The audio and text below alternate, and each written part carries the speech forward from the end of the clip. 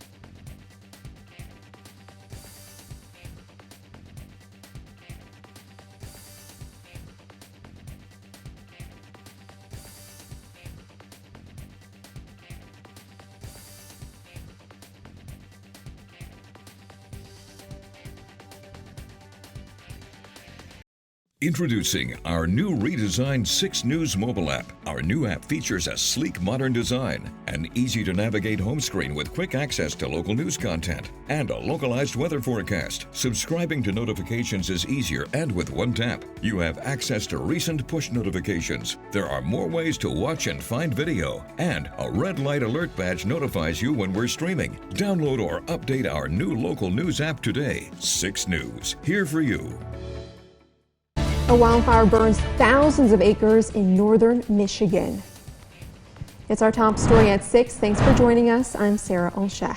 Today, crews continued fighting a wildfire in a heavily forested area of northern Michigan, a wildfire that burned about 2,300 acres of land and caused some evacuations. Now, as of this morning, roughly 30% of the fire is contained. Officials say the fire was initially discovered Friday, but they believe a lightning strike from a thunderstorm on Wednesday is likely what caused it. The Montmorency and Sheboygan counties were affected. 13 people from the Black River Ranch in Onaway were ordered to evacuate from a hunting and fishing camp. Crews are expected to work tonight and tomorrow to put out the flames. We luckily have such good cooperation across the state and across resources, whether it's law enforcement, local fire departments, DNR, the Air Resources, Forest Service, that all come together when we have an incident like this to try and do what we can to minimize damage and ensure everybody's safe. One firefighter suffered a minor injury, but no other injuries have been reported. Earlier this week, the area was under red flag warnings for wildfire danger, but no warnings were in place yesterday or today as winds have calmed down. Introducing our new redesigned 6 News mobile app. Our new app features a sleek, modern design, an easy-to-navigate home screen with quick access to local news content, and a localized weather forecast. Subscribing to notifications is easier and with one tap. You have access to recent push notifications. There are more ways to watch and find video, and a red light alert badge notifies you when we're streaming. Download or update our new local news app today. 6 News, here for you. Secchia Stadium in East Lansing has sort of become a second home for the Michigan softball team. The Wolverines haven't lost in East Lansing since 2009, and they had a chance to extend that streak another year with a win today over Nebraska in the Big Ten Tournament Championship game. It was a standing room only type of crowd this morning, and before the two teams battled it out, newly retired Michigan State softball coach Jackie Joseph was honored and threw out the ceremonial first pitch. That looks like a strike to me. Now, Nebraska would strike first with a home run in the first, but Alex Sareko would settle down after that. She ends the second with one of her 4 strikeouts on the day. Then in the 5th inning, Michigan still looking for its first run of the game when Audrey LeClaire knocks one the other way and Annabelle Widra slides home safely to tie things up at 1. We needed extra innings, and in the top of the 8th, Cam Ybarra gives one a ride with a runner on first. It's going to bounce up against the wall, and Billy Andrews slides home to give the Cornhuskers the lead. And then in the very next at-bat, Sydney Gray adds a little more cushion to that lead with an RBI single to left. Nebraska would go on to win it 3-1 for its first Big Ten tournament title in program history.